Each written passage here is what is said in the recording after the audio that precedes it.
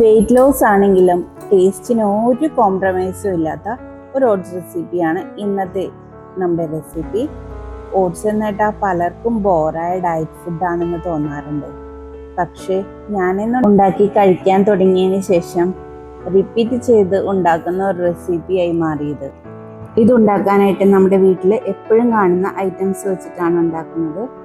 ഇതൊക്കെയാണ് കേട്ടോ ഐറ്റംസ്: 2 മുട്ടയും, ഒരു റോബസ്റ്റ് പഴം, 1 കപ്പ് ഓട്സും. റോൾഡ് ഓട്സ് തന്നെ എടുക്കണേ. ഇത് നന്നായി കുതിർത്തെടുക്കുന്നുണ്ട്.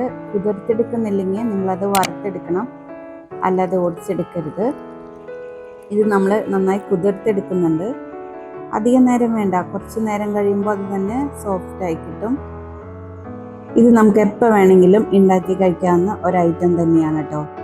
ഞാനിത് ഉണ്ടാക്കി തുടങ്ങിയതിന് ശേഷം ഞാനിതിൻ്റെ ഫാനായി മാറിയതാണ്. ഇത് ഞാൻ തന്നെ കണ്ടുപിടിച്ച ഒരു ഐറ്റമാണ്. നിങ്ങൾക്ക് വേറെ എവിടെയും നോക്കിയാലൊന്നും ഇതിൻ്റെ റെസിപ്പി ഒന്നും കാണത്തില്ല. ഞാൻ എൻ്റേതായ രീതിയിൽ ചെയ്തെടുത്ത ഒരു റെസിപ്പിയാണിത്. ഇത് നല്ല സോഫ്റ്റ് ആയിട്ടും ഫില്ലിംഗ് ആയിട്ടും ഹെൽത്തി ആയിട്ടാണ് ഇത് കിട്ടുന്നത്. വെയിറ്റ് ലോസ് നോക്കുന്നവർക്കൊന്നും മിസ് ചെയ്യാൻ പറ്റാത്ത ഒരു ഐറ്റം തന്നെയാണ് കേട്ടോ. 2 മുട്ട നമ്മൾ ഇതിനു വേണ്ടി പൊട്ടിച്ച് വയ്ക്കുന്നുണ്ട്. റോബസ്റ്റ് പഴം നന്നായി മാഷ് ചെയ്തെടുക്കുന്നുണ്ട്. ഇതിനി നന്നായിട്ട് മിക്സ് ചെയ്തെടുക്കാം. വീഡിയോ കണ്ടുകൊണ്ടിരിക്കുമ്പോൾ നിങ്ങൾക്ക് വീഡിയോ ഇഷ്ടമാകുന്നുണ്ടെങ്കിൽ ആ ലൈക്ക് ബട്ടണിൽ ഒന്ന് പ്രസ് ചെയ്യണേ. അതുപോലെ നിങ്ങളുടെ അഭിപ്രായങ്ങൾ കമൻ്റ് ആയി രേഖപ്പെടുത്തണേ. വീഡിയോ ഇഷ്ടമായ നിങ്ങളുടെ കൂട്ടുകാർക്ക് ഷെയർ ചെയ്യാനും മറക്കില്ലല്ലോ. എനിക്കറിയാൻ മറക്കില്ലെന്ന്. അപ്പോൾ നമ്മുടെ ബാറ്ററിലേക്ക് കുതിർത്ത് വന്ന ഓട്സ് നമുക്ക് ചേർത്ത് കൊടുക്കാം. എന്നിട്ട് അതും കൂടി ചേർത്ത് നന്നായി ബ്ലെൻഡ് ചെയ്തെടുക്കാം. നന്നായി മിക്സ് ആവണേ അതിലൊക്കെ. എന്നിട്ട് അതിലേക്ക് ഒരു 1/4 ടീസ്പൂൺ സിനമൺ പൗഡറാണ് ചേർക്കുന്നത്. ഇത് വെയിറ്റ് ലോസിനൊക്കെ വളരെ നല്ലതാണ്.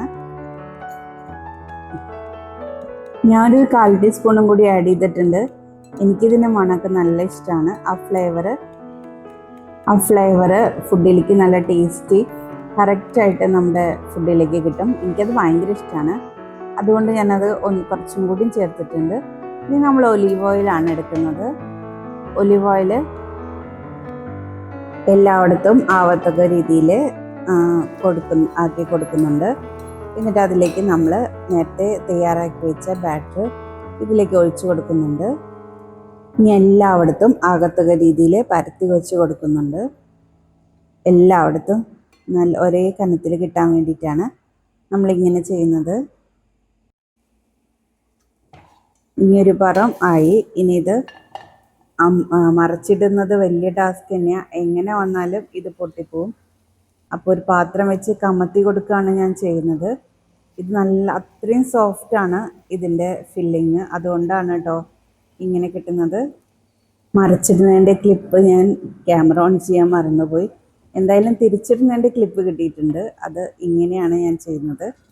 അതങ്ങോട്ട് മറിച്ച് ഒരു പ്ലേറ്റ് വെച്ച് മൂടി വെച്ചിട്ട് അതിന് തിരിക്കുകയാണ് ചെയ്യുന്നത്.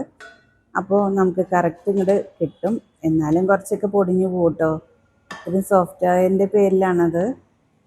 അപ്പം നമ്മുടെ ഐറ്റം ഇവിടെ റെഡി ആയിട്ടുണ്ട്. ഇതിന് നിങ്ങളൊരു പേരിട്ട് തരുമോ? ഞാനിതിന് പേരൊന്നും ഇട്ടിട്ടില്ല. നിങ്ങൾക്ക് എല്ലാവർക്കും ഇത് കണ്ടിട്ട് എന്താണെന്ന് തോന്നുന്നതെന്ന് വെച്ച് കഴിഞ്ഞാൽ നിങ്ങളുടെ അഭിപ്രായം കമൻറ്റ് ചെയ്യണേ. കാണുമ്പോൾ ഇതൊരു പാൻ കേക്കിൻ്റെ ഒക്കെ ഒരു മോഡലുണ്ടല്ലേ. നമുക്കിപ്പോൾ തൽക്കാലം പാൻ കേക്ക് എന്ന് വിളിക്കാമല്ലേ.